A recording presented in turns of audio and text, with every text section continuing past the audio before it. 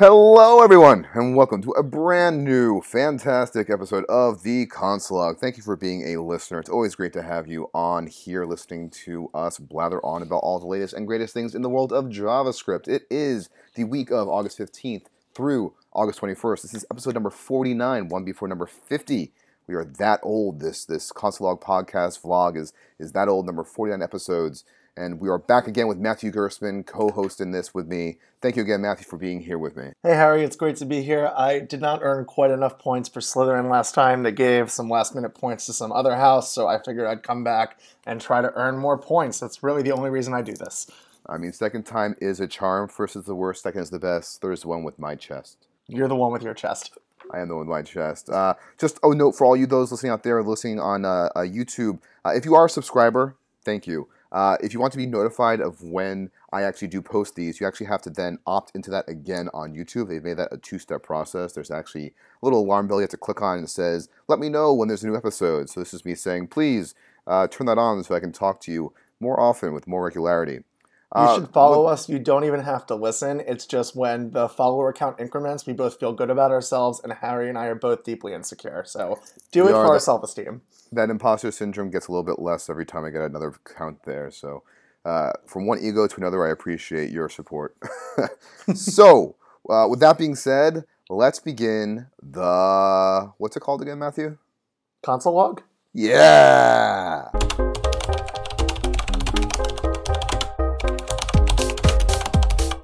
Starting things off this week with the Consulog, we're going to talk about everybody's favorite React conference. React Rally 2018 was this past week, and both Matthew and I had the great fortune of being able to attend there. It was an amazing time being there. I'm sure we're both exhausted. We're still recovering from the effects of just being sleep deprived and having to be awake to just take in so many great talks from there. Figure we share some of our few favorite talks from the conference. If you do want to pretend that you were there, I actually uploaded a video to my YouTube channel of the React Rally 2018. There's a lot of fun editing of that. You can see some shenanigans and hijinks go on there, but hopefully it'll give you a nice experience through the eyes of us, about how the conference... You can see my face. Harry and I flew together. We booked adjacent aisle seats because that's how we roll. Yeah, I actually cut out the audio from that segment. It was talking about... We were talking about Spider-Man for some reason, but I was like, that's not important to the narrative of the video. But it's important to the Consulog. It is, because there's more space here. I have a tight 10 minutes on that YouTube channel. Hey Harry, what's the only kind of web developer that's happy when they find a bug? A spider. Is it Spider-Man? It's a spider. That's probably the joke. I don't think I had it all on there when I was there. All the talks I'll start off with were great talks. However, I had two that were my personal favorite. My most favorite talk at the conference was a talk from Michael Chan, and his talk was called Heart Garbage, Clean Code is Dead.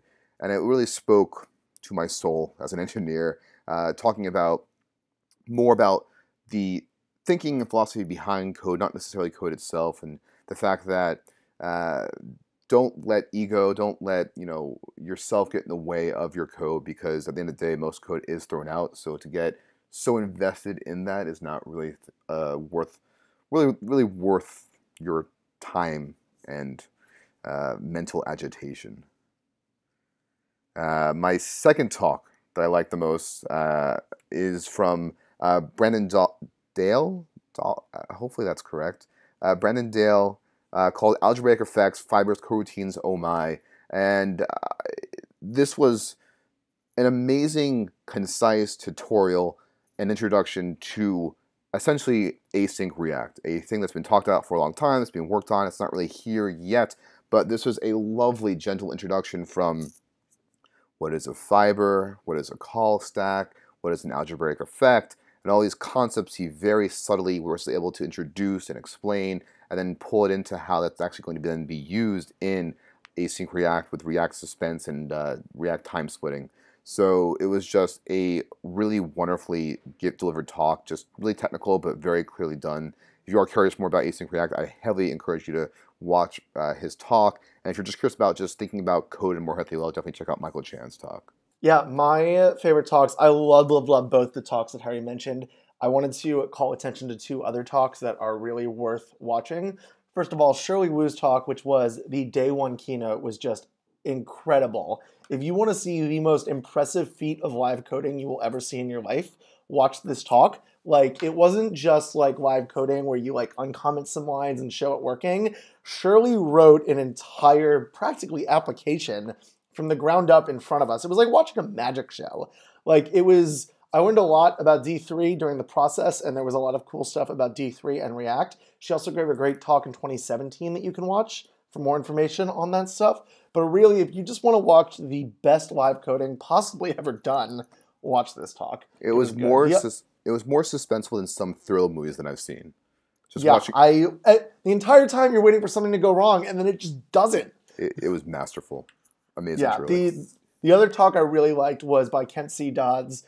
He's at PayPal. Anyway, his talk was called Simply React, and Ken did a really wonderful job of talking about how to break up a big monolithic component into many small components to make your code much more maintainable.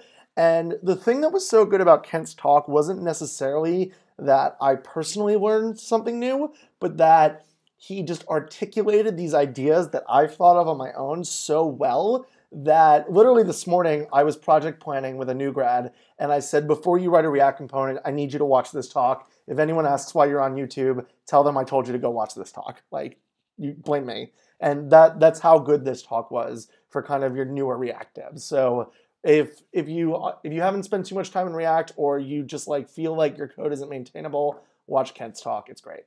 Yeah, I mean, and those were just the highlights amongst a roster of lights that were already very high. So if you want, it's last year in 2017, I spent 12 hours at my desk watching all of the React Rally talks.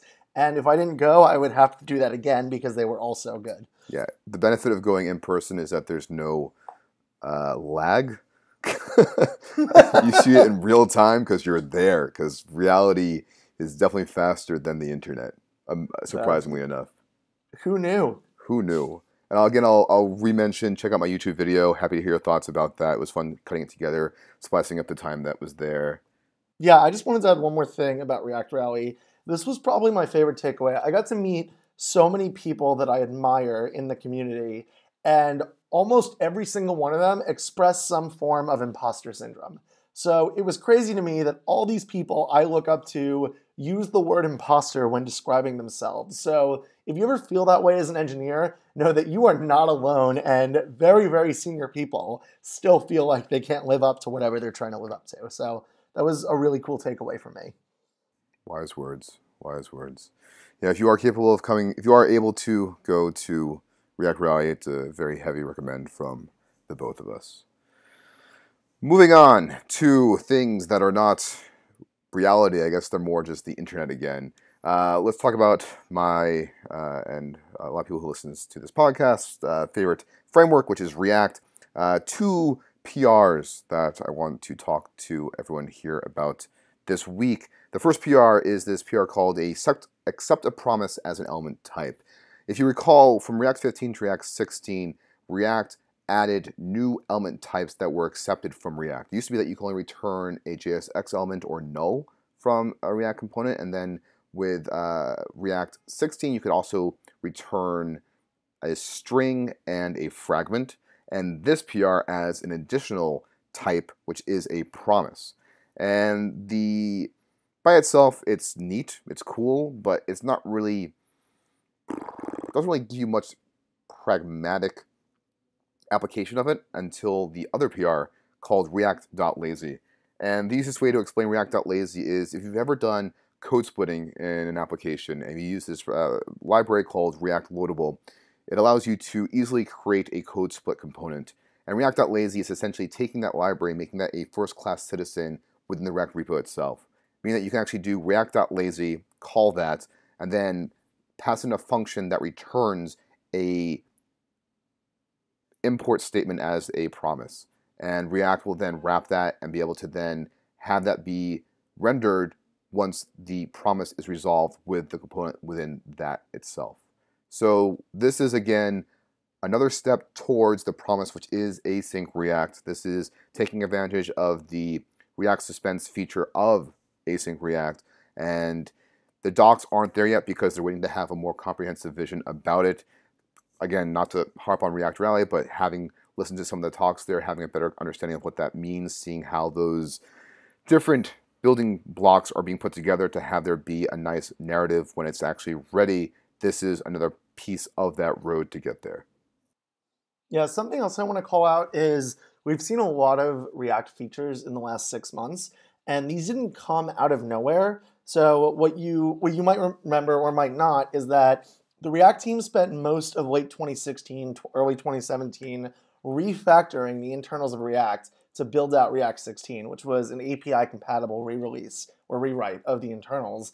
And at the time they said, no new features, but now we are seeing the fruits of that rewrite in that we've gotten strings and fragments and lazy loading and just we are getting a never-ending stream of features built on this phenomenal foundation that the React team put together about a year ago now. So it's worth recognizing that they had to do a lot of upfront work to make this happen, and now we're finally seeing the results. Yeah, I always feel a little bit conflicted when I talk about these things because I know the React team is not ready for them, but I'm always just so excited about them, and I know people in the community are as well. We're almost practically frothing at the mouth wanting to start using these things, which is actually a great segue to the next item on this list. There's a Matthew's laughing because I've done a good job of making this outline. Hopefully that makes everyone else's list experience just as enjoyable. But there is another repo on the website called GitHub, which you may be familiar with, which is a collection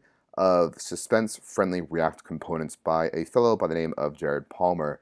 And some of the components that are included in there is such as like the image there is a image component. And the reason why this is interesting is because when you actually render this suspense-friendly image component, React, when you're opting into async React, will actually suspend rendering the page until that image is done loading.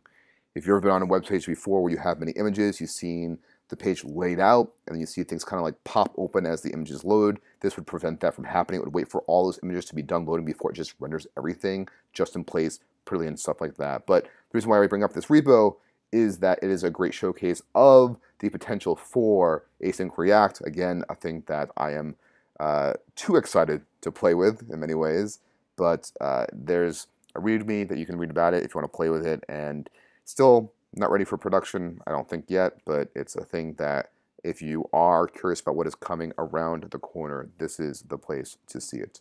Yeah, this library is just super cool. I want to call out, if you look at the commit history on this one, the very first commit is init kavefe, if that's how you pronounce it. So good on you, Jared Palmer. I see you. And then moving right along, we cannot forget the platform which is the browser. And there has been a long discussed feature, which I only got attention towards, of being able to have lazy loading of images and iframes be built into the web platform itself. And it's actually beginning to be talked about to be implemented in Chrome. But essentially what this is that there is a desire to have an additional attribute be possible, for example, an image element. So if you were to add the attribute of lazy load on an image element, that image would not load until that image was in the viewport of the browser. So in some ways, this is putting back into the browser a feature that React Suspense itself is trying to do. So what is yours is mine, and let us all always share what we've learned together. The most interesting thing about this is that it seems that IE and Edge, according to Can I Use, already have support for this. No other browser, but those two seem to actually have support for that. Which is just hilarious on that note. The other cool thing is that we're all getting really excited about async React, but having this stuff make it back into the browser means that it's effectively becoming a primitive, and it's becoming something that the React team doesn't even have to implement and doesn't have to run in JavaScript land, which means it's also not bound by the concerns of JavaScript land, like being single-threaded and all those other issues. Yeah. So having this done at the browser level is very cool as well. Yeah. I mean, I imagine the React team would still say, not for me, but, you know, if it's there, I'm sure you can use it in some respect. But This is the platform getting bigger and stronger every day. And speaking of the platform getting bigger and stronger, WebAssembly, everybody's favorite threat to our livelihood as JavaScript engineers. That is sarcasm, in case you are not aware.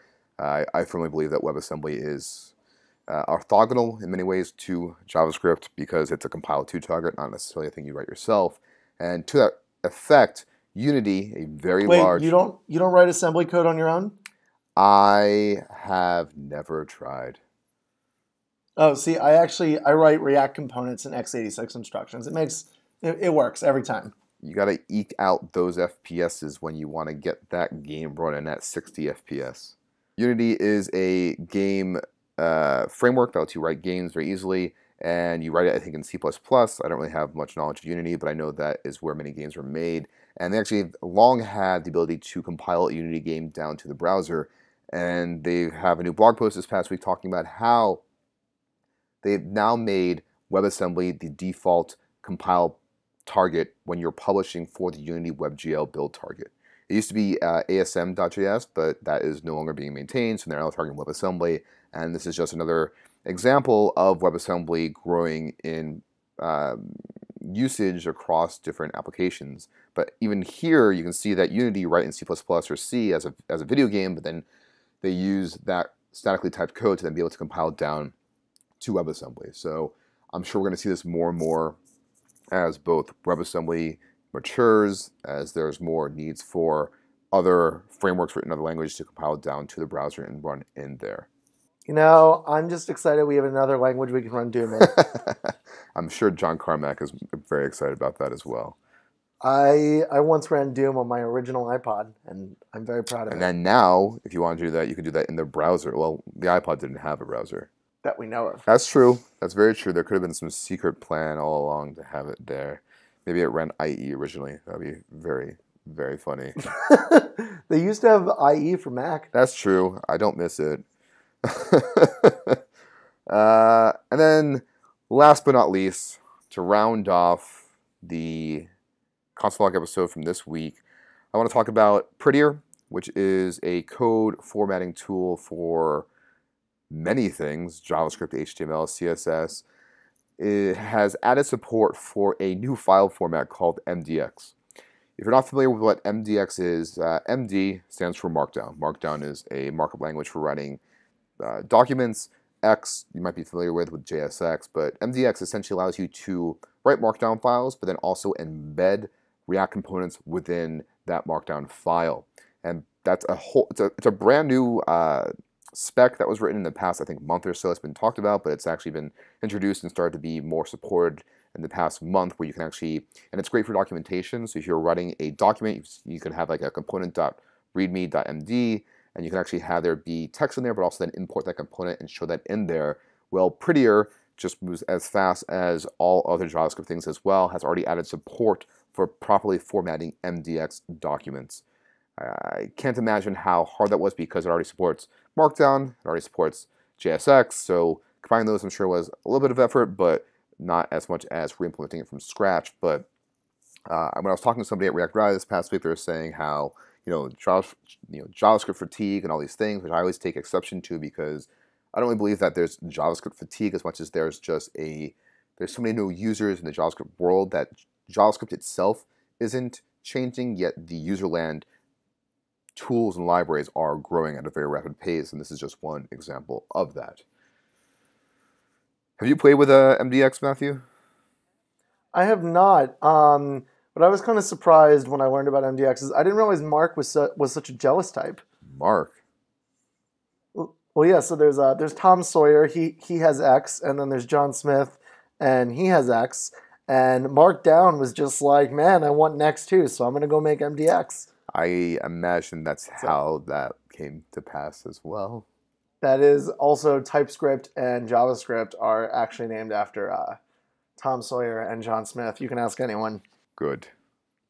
Very good.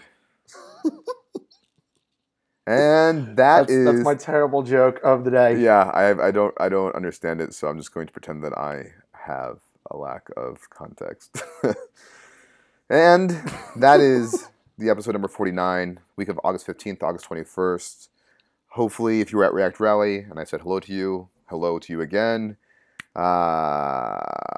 Hopefully, you are excited about the things coming down for React Suspense. It seems like things are slowly starting to cool down in Manhattan. It's no longer in the high 80s, it's now just in the high 70s, so at least I'll take that where I can. But I'm excited to be back home because being away for that long was very exhausting. Harry, thank you for having me again. I love being here, and I love all of I our do as listeners. well, and if you have a friend who doesn't listen, tell them to listen because then we can have them hear. No, don't even tell them to listen. Just tell them to subscribe. We don't know the difference, so it just validates us. That's true. Or just ambush them with headphones and say, I got some noise for yous, and then run away giggling about how podcasts are the replacement for FM radios. Sure. Sure. If you can't see my face, it's me just saying, please accept that joke as something that's a little bit good. Just accept our dad jokes. They make us happy. Harry is a dad. I'm not, so I have no excuse, but I can make the That's jokes. true. Oh, I got one more. Harry, when does a joke become a dad joke? When it reaches the age of 21. When it becomes apparent. Ah, ha, ha. Bye, everybody.